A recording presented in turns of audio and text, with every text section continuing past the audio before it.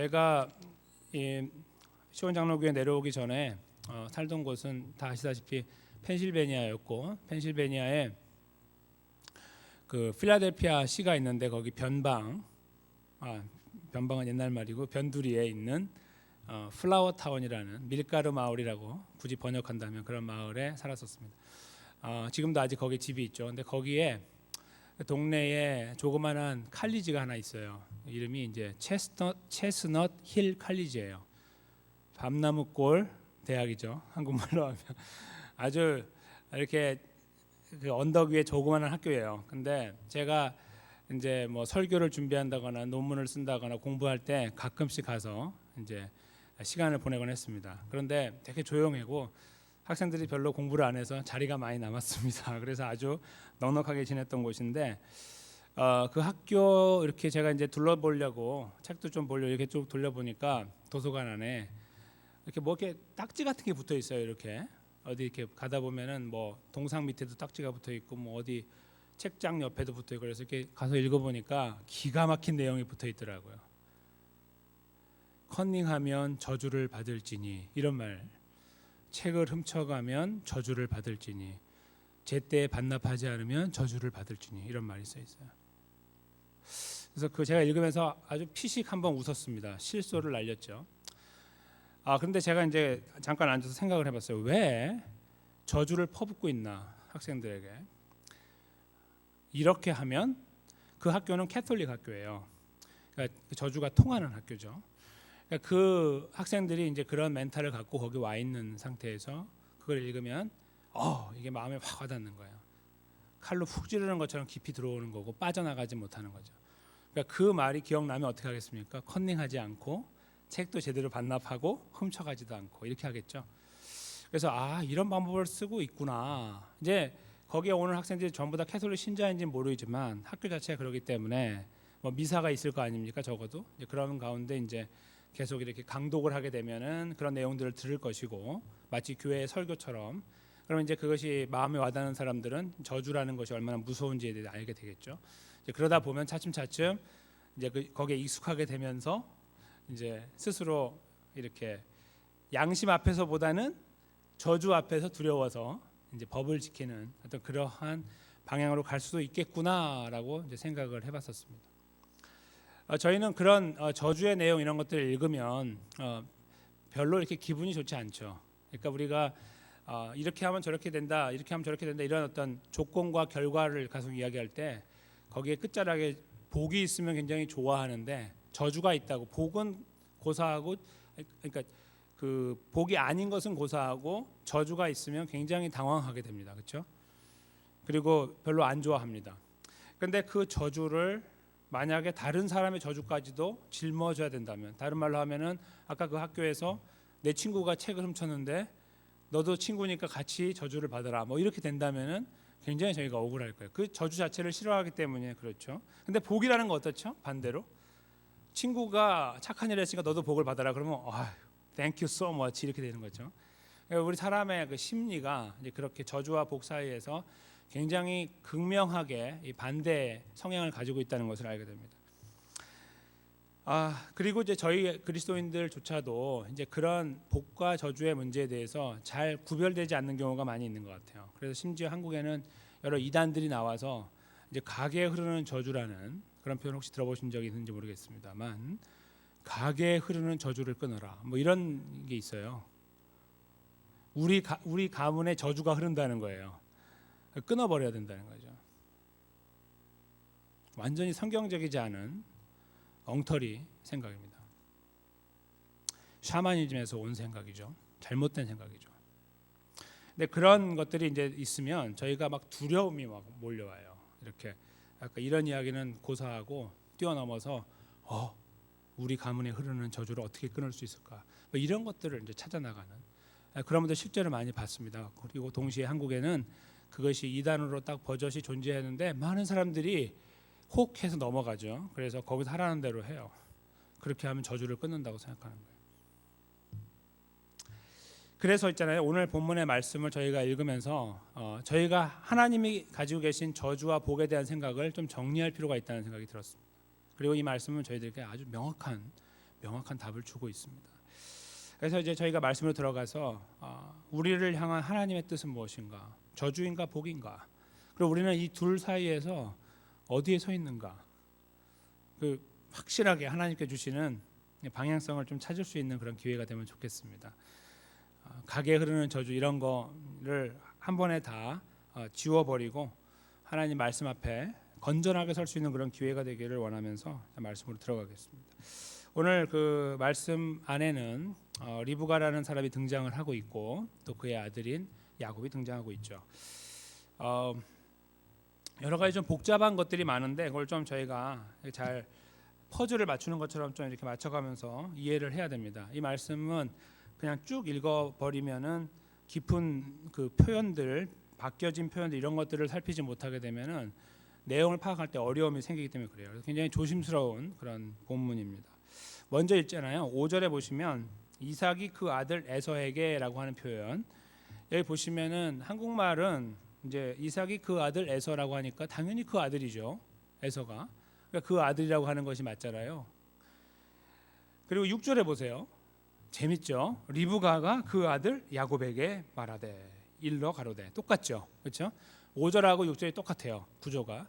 근데 5절에서는 이삭이 에서에게 말했고요. 그 아들. 그다음에 6절에는 리브가가 그 아들 야곱에 말했는데 영어로 어떻게 되어 있는지 아세요? 영어 성경 옆에 있으신 분 읽어보시면 이삭이 그 아들이란 말은 his 그의 아들이에요. 남성이란 말이죠. 그러면 6절은요 여성이에요. 리브가가 그녀의 아들 이렇게 되어 있습니다. 이 기가 막힌 표현이죠.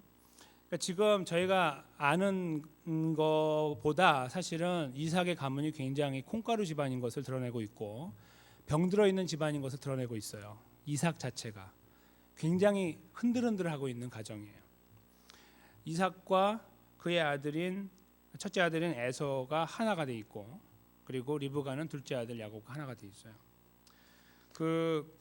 저희가 가지고 있는 성경 저희가 읽은 부분 이제 한참 앞으로 가서 25장 28절에 보시면 제가 읽어드릴게요. 이삭은 에서의 사냥한 고기를 좋아함으로 그를 사랑하고 리브가는 야곱을 사랑하였더라. 이렇게 아예 그냥 대놓고 설명하고 있습니다. 이 가문은 겨우 아들 둘밖에 없는 가정인데 둘이 나눠져 있다 이거예요. 2대2로 나눠져 있는 거예요. 아버지는 큰 아들 편, 어머니는 작은 아들 편. 이게 그냥 에이 뭐 서로 그냥 그런가 보지 조금씩 싫어하나 보지 그런 게 아니에요.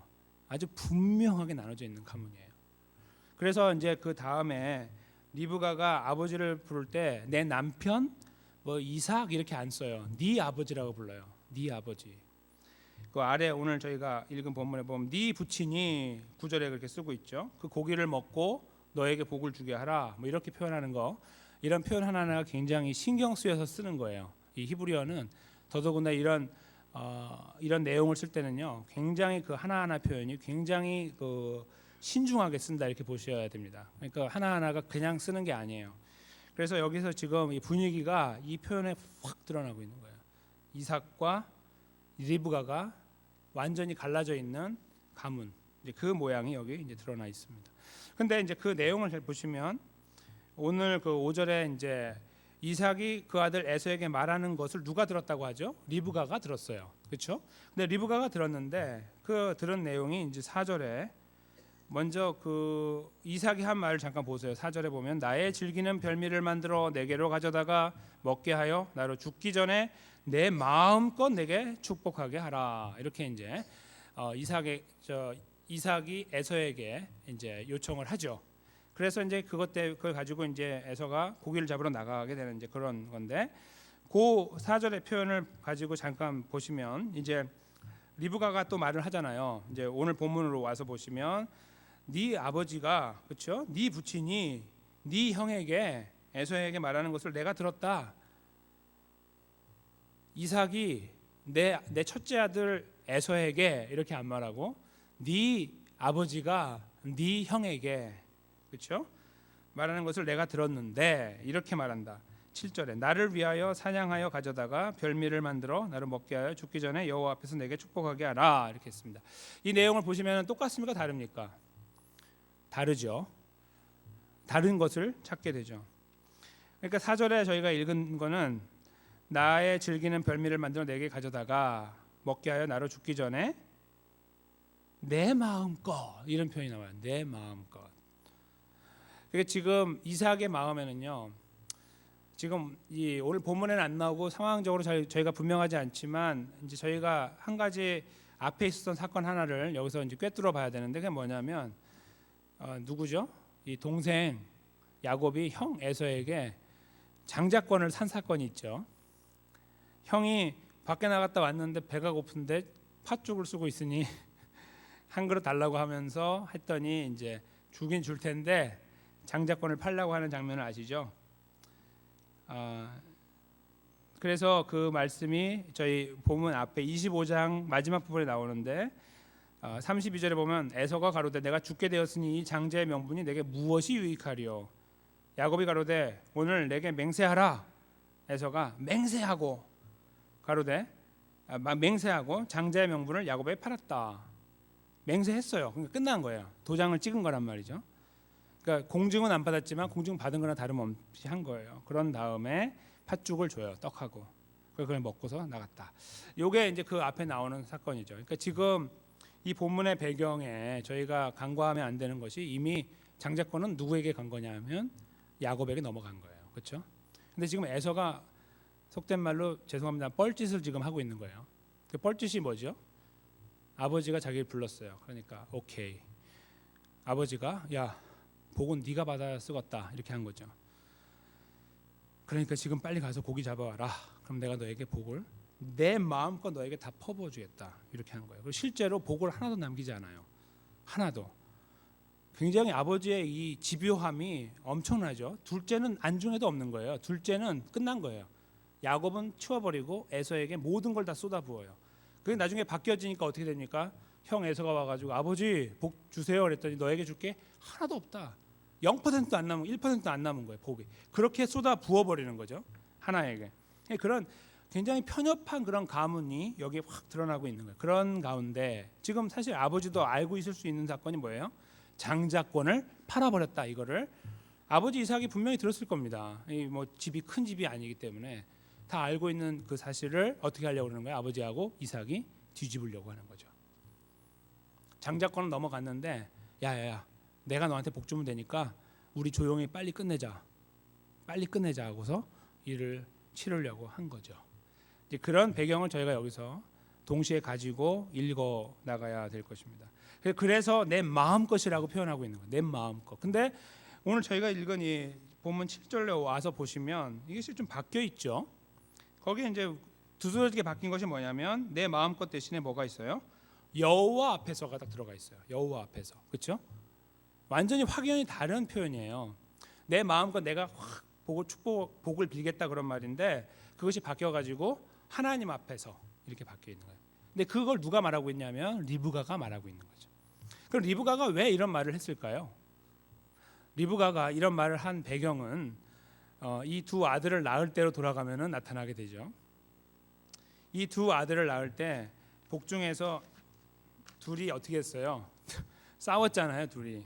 형하고 동생이 막 서로 막 싸우고 누가 먼저 나오려고 막 그렇게 했다고 성경이 표현하고 있으니 그걸 놓고서 리브가가 어떻게 합니까? 하나님께 물어봐야지 하고 물어봐요. 25장 22절 하고 23절에 제가 읽어드릴게요. 아이들이 그의 태 속에서 서로 싸우는지라 그가 가로되 리브가예요.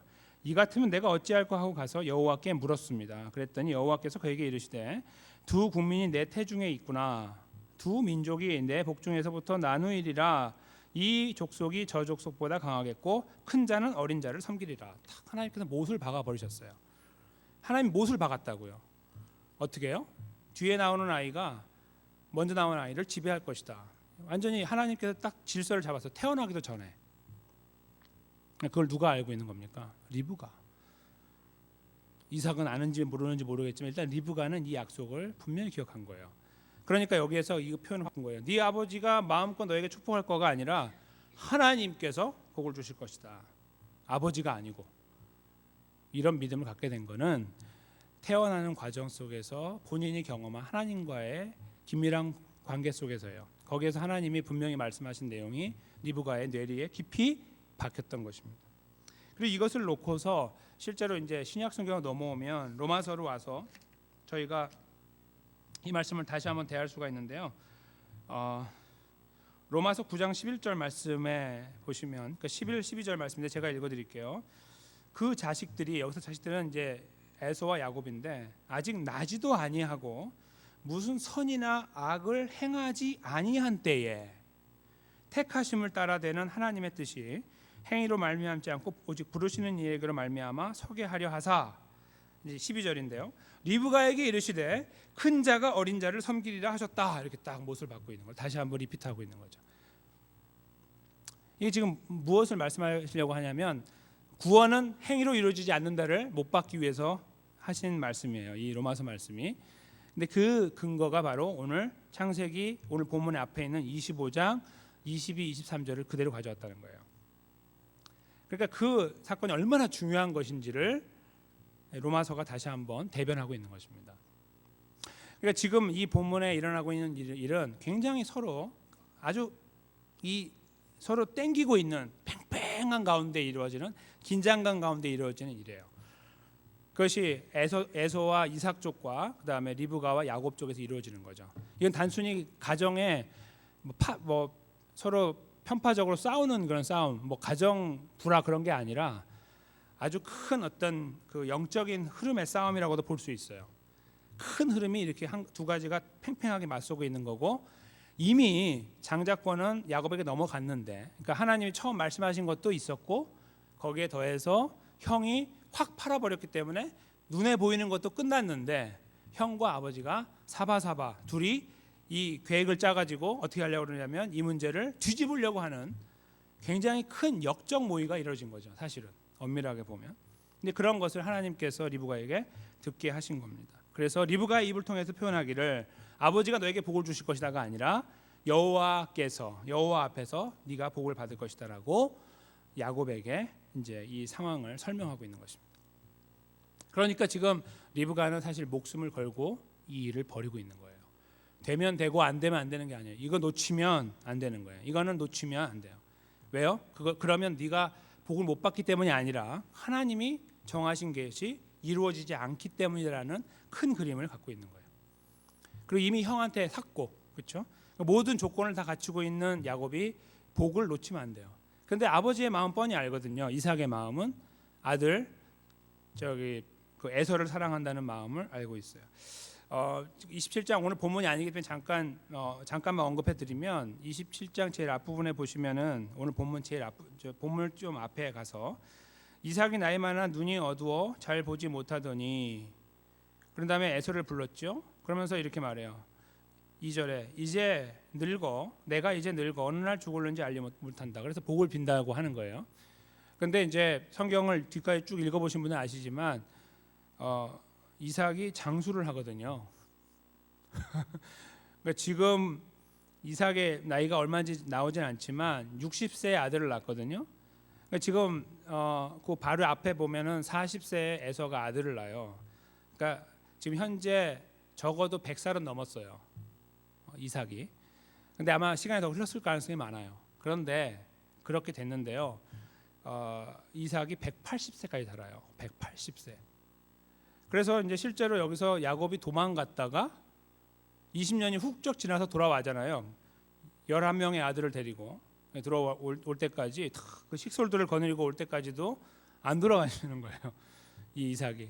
그러니까 이삭이 여기서 이렇게 급하게 하나님과 의논하지 않고 자기가 그냥 내가 이렇게 되니까 이렇게 한다고 스스로 판단하고 하는 이런 모든 과정이 굉장히 어색한 과정이에요. 성경에서 볼 때.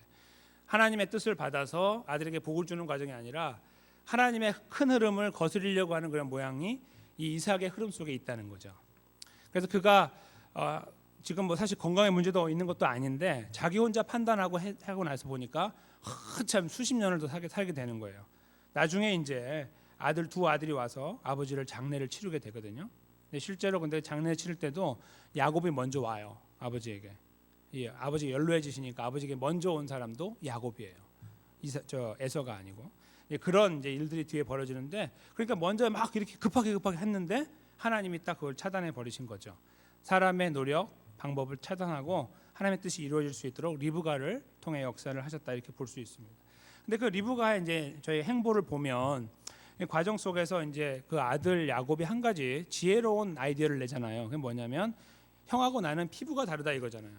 형은 털이 많고 나는 피부에 털이 없기 때문에 아버지가 나를 만지는 순간 내가 들통나게 되면 복은 고사하고 저주를 받을까 하나이다 그렇게 말을 하잖아요. 이제 그거에 대한 답변이 오늘 본문의 핵심입니다. 그때 리브가가 그러면 할 수 없지 뭐 그렇게 안 되게 해야지 이렇게 한 것이 아니라 그러면 그 저주는 내가 받겠다. 기가 막힌 말을 하는 겁니다. 이게 네가 만약에 그런 상황이 돼가지고 정말 설사 문제가 틀어지게 돼가지고 너 누구야 하면서 막 갑자기 이삭이 저주를 퍼붓는다? 내가 받을게. 그건 내가 다 받을 테니까 너는 이거 해. 이렇게 모든 저주를 자기가 짊어지려고 하는 그런 자세를 여기서 나타내고 있는 겁니다. 아까 서두에 말씀드린 것처럼 사람들은 웬만해서는 저주에 대해서는 그렇게 너그럽지 못합니다. 그렇죠? 내가 저주를 대신 받을게. 내가 그냥 조금 안 될게 안 되면 안 되는 게 내가 택할게. 뭐 그런 거는 모르겠지만 저주를 받는다? 그건 좀 다른 거예요. 그렇죠? 여기에서 근데 아들을 향한 뭐 어머니의 사랑 그것을 뛰어넘는 거예요. 이거는 이 전체 하나님의 흐름에 대해서 큰 흐름을 보고 있는 리브가가 하나님 주시는 믿음으로 그 마음으로 이걸 고백하고 있는 거예요. 하나님 만약에 그 일이 안 되면 내가 짊어지겠습니다. 내가 이 책임을 다 짊어지겠습니다. 그런 말이에요. 그런 자세로 이 일을 진행하고 있는 거죠. 그 어머니의 이 열정과 그 결심을 보고 야곱이 어떻게 합니까? 움직이죠. 비로소 움직여요. 그래 어머니가 저주를 다 가져가신다고 하니 한번 해보자 하고 이제 염소를 잡아와서 이제 어머니가 별미를 만들게 되었다라고 이제 본문이 맞춰지게 됩니다. 근데 저희가 이 말씀 속에서요 단순히 리브가 한 사람의 그런 그 하나님의 그 말씀을 집요하게 지키고 거기에 순종하고 따르려고 하는 그런 열정 그런 모양을 찾는 것을 뛰어넘어서 저희는 이 리브가가 보여주고 있는 이렇게 리브가라는 사람이 이렇게 어딘가를 이렇게 보여주고 있는데 그 보여주는 방향을 찾아야 됩니다. 그것이 무엇일까요? 바로 예수 그리스도죠. 오늘 본문의 이 그림 자체는요 죄인된 우리와 구원자 예수 그리스도를 보여주고 있는 거예요. 저주를 다 담당하신 예수님과 그 저주를 끝으로 하여 이제 복을 주시고 은혜를 주시는 그 걸음을 걷게 하는 바로 예수 그리스도를 여기서 이 리브가를 통해 보여주고 계신다는 겁니다.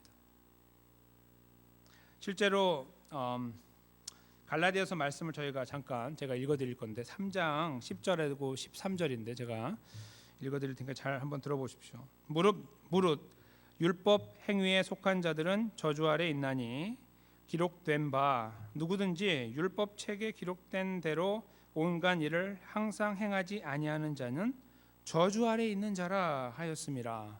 기가 막힌 말씀이죠. 여기 뭐라고 되어 있어요? 항상. 세상에 무슨 항상 어떻게 이걸 합니까? 항상이 아니고 한두 번이라도 하면 다행인데 항상 하지 않으면 저주 아래 있는 자라. 이게 하나님 말씀이 규정하고 있는 저주의 어떤 정의가 되기도 하고 저주의 이유가 되기도 하는 거죠. 하나님 말씀이 주어졌는데 하나님 말씀을 항상 지키지 않으면 저주다. 죽음이다, 사망이다, 영원한 형벌이다 그런 말이겠죠. 그렇게 표현하고 있는 거고요. 이제 그 다음에 세 절을 내려가서 보면 이제 그걸 뒤집는 말씀이 나오는 거예요. 갈라디아서 3장 13절인데 그리스도께서 우리를 위하여 저주를 받은 바 되사 율법의 저주에서 우리를 속량하셨으니 기록된 바 나무에 달린 자마다 저주 아래 있는 자라 하였음이라. 아멘. 바로 이 말씀입니다. 지금 항상 하나님 말씀을 지키는 것은 아무도 감히 항상은커녕 평생 한두 번이라도 제대로 지켜보려고 하거나 지키게 되는 어떤 그런 경우를 찾기가 어려울 것인데 더 많을 수도 있겠지만 그렇죠. 그러나 항상이라는 단어 그 시간을 나타내는 부사가 여기에 딱 붙어 있을 때 저희는 굉장히 고민을 하게 됩니다. 그리고 그런 자를 저주라고 할 때 하나님은 너무한 거 아닙니까? 라고 우리가 반문하게 되죠. 근데 하나님의 원칙은 그것입니다. 항상 아니면 다 끝난 겁니다. 항상 아니면 다 저주 아래 있는 것이죠. 그래서 그 방법이 예수 그리스도를 통해 주어지게 된 거죠. 그분이 아니면 이 저주를 해결할 수가 없기 때문입니다. 그래서 하나님께서 예수 그리스도를 보내셨는데 어떻게 되냐면 그 저주를 예수님이 받은 바 됐다. 그러니까 그 항상 지키지 못하는 사람들이 있잖아요. 바로 우리죠. 하나님 백성들이 항상 지키지 못하는 그들을 위하여 그 모든 저주를 예수님께서 받은 바 되사. 그래서 율법의 저주 아래에서 돌아가셔서 우리를 속량하셨다. 이렇게 말씀하고 계시는 것입니다. 지금 오늘 본문에 보여주고 있는 저주는 나에게 돌려라 이 표현이 구약에 이런 표현들이 가끔씩 나와요. 이렇게 뭔가 자기를 희생하면서 전체를 살리는 이런 역사를 보여주는데 이것이 다 먼 훗날 이루어지는 예수님 십자가 사건을 말해주고 있는 겁니다. 먼 훗날 이루어질. 오늘 그 갈라디아서 3장에서 표현하고 있는 바로 그 말씀 그대로 죄와 사망 가운데 있던 자들을 어찌할 수 없는 그들을 구원하신 예수님의 걸음을 저주를 걸머진 자, 저주를 다 가져온 자, 다 책임진 자 이런 모습으로 표현하므로 실제로 오늘 본문에서 보여주는 이것이 먼 날 이루어질 하나님 백성의 구원을 암시하고 있다는 것입니다. 저희가 이걸 어려운 말로 예표론이라고 불러요. 예표한다 그런 말을 그렇게 표현하는데 여기에 지금 리브가는 한 사람 그냥 한 어머니의 모습으로 존재하는 것도 맞지만 그리고 그런 역사를 이룬 것도 맞아요. 여기서 그러나 이것을 큰 흐름에서 보면 이때 잘못 틀어졌으면 하나님이 원래 말씀하신 것도 이루어지지 못하고 다 어그러지는 거죠. 그렇죠?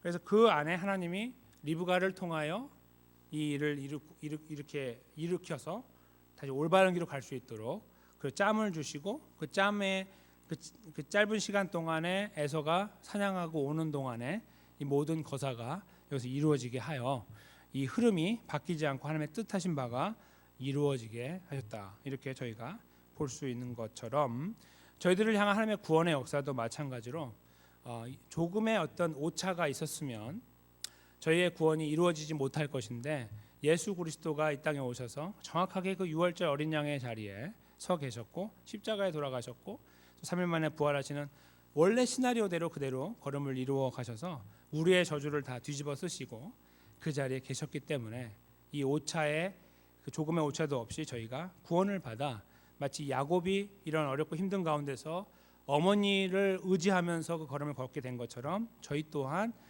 예수 그리스도를 의지해서 하나님 백성의 걸음을 걸을 수 있는 은혜를 얻게 되었다는 것입니다. 근데 이 말씀은 여기에서 멈추는 것이 아닙니다. 저희가 이 말씀을 이제 이해한 사람으로서 다시 말씀을 들여다보면 여기에서 저희가 보통 이제 어느 쪽에 저희가 이제 사람으로서 이렇게 어떤 방향성을 찾다 보면은 야곱이냐 아니면 리브가냐 뭐 이삭이냐 야곱이냐 이렇게 인물 중심으로 찾게 되잖아요. 근데 여기에 저희가 보편적으로는 리브가보다는 야곱 쪽에 많이 무게를 두고 보거든요. 야곱 쪽에 무게를 두고서 이렇게 하는데 리브가 쪽에 저희가 무게를 둘 필요가 있는 것을 알게 돼요. 왜냐하면 예수 그리스도께서 우리를 위해 십자가에 돌아가시고 부활하신 사건 이후에 우리가 구원받아서 살아가는 걸음이 예수님을 닮는 삶이기 때문에 그래요. 그러니까 구원받은 사람의 삶이라는 것은 오늘 본문으로 본다면 그냥 야곱이 살아간 것처럼 살아가나 그런 것이 아니라 어머니가 하신 그 희생의 모습을 보듬고 살아가야 되는 어떤 그런 그림을 예수님 믿는 저희들에게도 똑같이 주고 있다는 거예요. 그러니까 예수님이 우리에게 보여준 사랑을 우리가 무시하고 그냥 구원받은 사람으로 원하는 대로 살아가는 것이 아니라 그 예수님의 희생을 토대로 우리가 살았기 때문에 저희들 삶의 연속선상에서 예수님이 걸어가신 희생의 걸음, 그 저주를 다 뒤집어 쓰신 걸음에 대하여 고민할 수 있는 시간이 필요하다는 것입니다. 누구를 위해서요? 다른 사람을 위해서죠. 예수님께서 하신 것처럼 오늘 리브가가 한 것처럼 리브가의 이 작은 모양에서 보여주는 것처럼 그리고 완전한 모양인 예수님의 걸음에서 보여주는 것처럼 예수님이 걸어가신 걸음을 따라간다는 것 오늘 본문을 가지고 저희가 이해한다면 다른 사람을 위하여 심지어 저주를 뒤집어 쓰는 자리를 생각하는 것 그것이 바로 우리의 걸음입니다. 왜 제가 이렇게 심하게 말씀을 드릴까요? 아까 제가 분명히 서두에 그 어렵다고 말씀드렸는데요. 바로 이 말씀 때문이에요. 로마서 9장 3절이 제가 읽어드리겠습니다. 로마서 9장 3절 아까 9장 아까 저희가 읽었죠. 그 11절 12절은 이제 그 리브가하고 에서 야곱이 나오는 이야기인데 그 앞에 보면은 3절에 사도 바울이 이스라엘 사람들 구원을 받기 원한다는 그런 간절한 마음을 이렇게 표현해요. 나의 형제 곧 골육의 친척을 위하여 내 자신이 저주를 받아 그리스도에게서 끊어질지라도 원하는 바로다. 이게 기가 막힌 말씀이죠. 사도 바울이 예수님의 저주를 통하여 자기가 복된 자리, 행복의 자리, 구원의 자리에 섰다는 것을 알고 복음을 전했습니다. 이방인들에게 복음을 전해서 많은 사람들이 예수님을 믿게 됐습니다. 근데 그의 마음 한쪽에 항상 남아있는 평생 숙제가 하나 있었는데 그것은 바로 이스라엘 사람들이에요. 이스라엘 사람들, 이방인 말고 이스라엘 사람들. 원래 하나님을 믿고 살았던 사람들, 예수님을 거부하는 사람들이에요. 그들이 예수님을 믿으면 좋겠어요. 자기처럼 만났으면 좋겠어요. 어떻게까지요? 차라리 내가 그 저주의 자리에 떨어지고 내 식구들이 예수님 믿으면 좋겠을 정도로. 그것이 바로 여기에서 표현하고 있는 말씀입니다. 기가 막힌 말씀입니다. 리브가가 오늘 보여줬던 용기, 하나님의 약속을 향한 그 열정과 분명한 확신, 하나님 이루실 거라는 확신, 그렇죠? 이걸 붙잡았던 리브가가 심지어 나에게 저주가 떨어진다 할지라도 가라, 네가 이것을 해야 된다라고 밀어서 그 일을 진행한 것처럼, 그렇죠? 자기 목숨을 조금 더 귀한 것으로 여기지 아니하였던 그런 모습을 예수 그리스도께서 우리를 위하여 이루어 주셨는데, 그 사실을 제대로 이해한 사도 바울은 아, 그렇구나라는 사실을 알았던 거예요. 그것이 뭐냐면, 내가 지금 내 주변에 있는 사람들, 내가 눈여겨봐야 되는 나의 식구들, 가족들, 내가 사랑하는 사람들, 관심 갖고 있는 사람들, 그들이 어느 자리에 있는가, 이 부분이 그의 눈을, 그의 가슴을 사로잡아 버린 거죠. 확 잡아버린 겁니다. 그래, 차라리 내가 저주에 떨어진다 할지라도 그들이 구원받는다면, 이런 마음이 그 안에 생긴 거예요. 바로 예수님이 걸었던 그 마음 그대로가 그의 마음속에 훅 들어와 버린 거예요. 이것이 저희들에게 그러므로 있잖아요. 오늘 본문의 제목처럼 저주받은 자라고 하는 이 저주받은 자는 사실은 우리 자신을 말하는 거예요. 우리 저주받은 자예요. 원래 태어나기 전부터 아담과 하와로 인하여서. 그래서 우리를 그 허물과 죄로 죽었던, 이렇게 과거형, 과거 완료형으로 쓰고 있죠. 끝나버렸어. 우리가 그런 존재, 그냥 저주 아래 있는 존재. 아까 항상 말씀을 지키자면 저주 아래, 그 표현 그대로가 우리였는데 하나님의 은혜로 우리가 그 자리에서 벗어나 하나님의 구원의 은혜를 누리는 자리에 서게 된 거. 그래서 저주받은 자인 우리들이요, 복된 자리가 됐거든요. 자가 됐거든요. 그래서 여기 저주받은 자의 또 하나의 의미는 바로 예수 그리스도인 거예요. 우리를 위하여 십자가에 돌아가신 걸음을 조금 더 그 분명하게 표현한다면 저주를 받는 자리에 예수님이 서 계셨던 것입니다. 우리같이 연약한 자들을 구원하시기 위해서 말이죠. 그래서 저희가 사도 바울의 그런 고백을 빌어서 다시 한번 이 말씀을 마무리 짓기 위해 생각한다면, 우리 주변을 한번 돌아볼 필요가 있습니다. 단순히 이렇게 주변을 돌아보십시오 그러면 아유, 저는 우리 가문은 다 기독교 가문입니다, 이렇게 얄팍하게 말씀하시면 안 됩니다.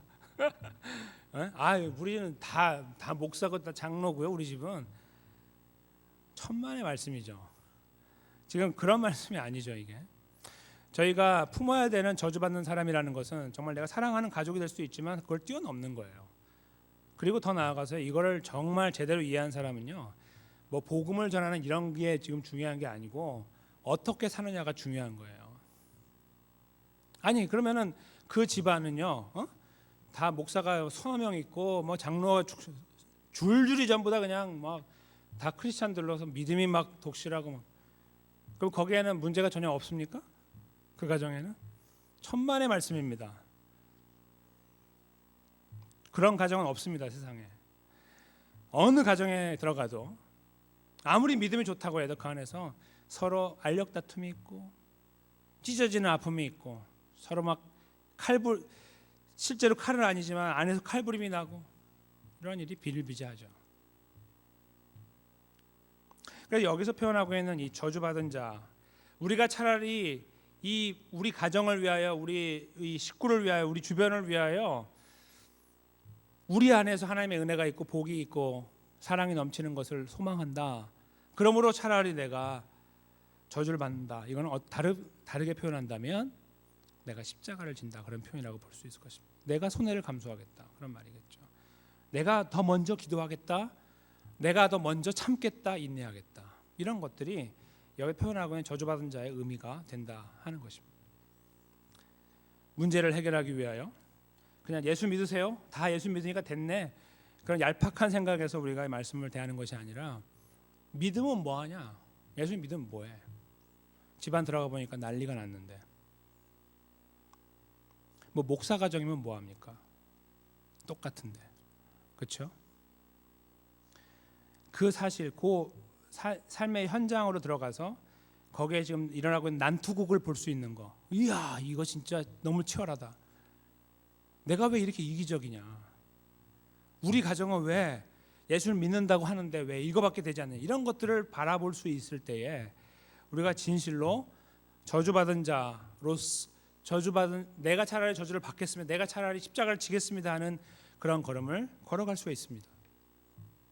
그리고 그것은 기도하는 것으로부터 시작하고 내가 인내하고 내가 뺨을 한 대 더 얻어맞는 걸로 시작하게 되겠죠. 내가 참아야 되고 내가 손해를 감수해야 되고 2배, 3배 더 힘든 걸음이 될 수 있는 것입니다.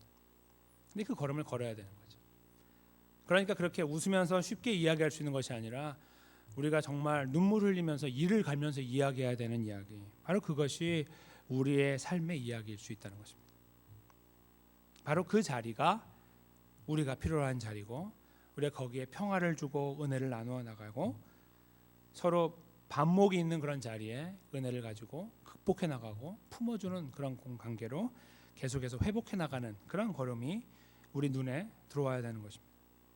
바로 그런 걸음을 생각하고 그런 문제를 바라보고 가야겠다라고 마음을 정하고 주님의 은혜를 구하는 그런 자리에 있을 때 비로소 우리가 그 걸음을 이제 걷기 시작한다고 볼 수 있는 것입니다. 마치 오늘 보여줬던 리브가의 용기처럼 걱정하지 마, 내가 다 뒤집어 쓸게, 너는 이걸 꼭 이루어야 돼라고 말하는 어머니의 모습처럼, 그렇죠? 그리고 예수 그리스도의 십자가에서 아무도 그 옆에 있지 않았을 때 우리를 위해 돌아가시면서 침뱉음 당하시고 주먹질 당하시고 나체로 돌아가시면서도 하나님 저들을 용서해 주십시오. 저들이 하는 것을 알지 못하기 때문입니다라고 말씀하셨던 예수님의 자비하심, 이런 것들을 저희가 오버랩 시켜서 다시 한번 이해할 수 있을 때 저희는 이렇게 하기가 힘든데도 불구하고 이 삶을 향해 가야 된다는 확신을 갖게 됩니다. 일단 확신을 갖게 돼요. 여기 가는 거는 잠깐 놔두고 확신, 그것이 필요합니다. 아, 그렇게 해야 된다. 그리스도를 산다는 것은 그런 것이다. 부부간에, 자녀와 부모간에, 3대 간에, 4대 간에, 친척들 간에 있잖아요. 분명히 도사리고 있고 막 하나 둘씩 열어보세요. 얼마나 많으신지. 그렇죠? 그런 것들, 그 현실 앞에서 너 믿는다면서 너가 믿는다면서 라고 누군가 우리에게 말을 할 때 그래 나 믿는다 어쩔래, 그렇게 말하는 것이 아니라 우리 자신을 돌아보고 참 하나님, 제가 믿는 자인데, 제가 주님의 은혜로 구원받은 자인데, 저주받은 자의 자리에서 은혜받은 자의 자리에 있는 자인데 저의 삶이 참 연약합니다. 그것을 돌아볼 수 있는 그런 시간이 우리에게 주어질 거라고 믿습니다. 우리는 그런 시간이 필요한 존재들입니다. 그 시간을 우리가 가지고 있다고 해결되는 것은 아닐 것입니다. 오히려 그 시간 가운데서 다시 한번 내가 저주받았던 그 자리에 대신 들어오셨던, 오늘 갈라디아서 3장 13절 말씀에서 발견했던 저주의 자리에 다시 들어오셔서 우리를 대신해서 그 자리를 감당하셨던 예수 그리스도를 바라볼 수 있을 때, 그분을 직시할 수 있을 때 우리가 꿈틀꿈틀하는 우리 안에서의 삶에 새로운 걸음을 기획하고 계획하고 주님께 요청할 수 있을 거라고 믿습니다. 하나님, 저를 그리로 인도해 주십시오. 저에게 능력이 없고 너무 초라한데 제가 그리로 갈 수 있을까요? 갔으면 좋겠습니다라고 우리가 주님의 은혜를 구하는 그런 걸음을 걷게 될 거라고 믿습니다. 예수님 우리 안에 계십니다. 그렇죠? 오늘 여기에 지금 그렇게 우리가 제3자처럼 막 이야기했던 그 예수님이 우리 안에 계십니다. 그 예수님을 우리가 바라보고 하나님, 예수님 그렇게 걸어가셨던 걸음 저에게 그대로 이루어져야 되는데 주님 제 안에 계시죠? 저를 불쌍히 여겨주세요. 제가 분노가 일어나고 막 그 화가 치밀어 올 때도 있고 참지 못할 때도 있고 내가 왜 저주를 받아야 돼? 내가 왜 손해를 당해야 돼? 나는 그럴 수 없어라고 내 자존심이 올라올 때에 하나님 저를 좀 캄다운 시켜주시고 저를 불쌍히 여겨주세요. 우리가 이렇게 하나님의 은혜를 구할 수 있는 그런 시간이 필요할 거라고 믿습니다. 그런 가운데 저희들의 걸음 주님이 붙잡아 주셔서 정말 멀어 보이는 걸음이지만 주님의 은혜로 한 걸음씩 한 걸음씩 우리가 이런 귀하고 복되고 아름다운 걸음을 걸어가는 자리에 설 수 있다고 분명하게 확신합니다. 그런 자리에 저희가 믿음으로 다시 한번 여기 계신 분 저를 포함한 모두가 힘있게 세워지게 되시기를 주님의 이름으로 간절히 축원합니다. 우리 함께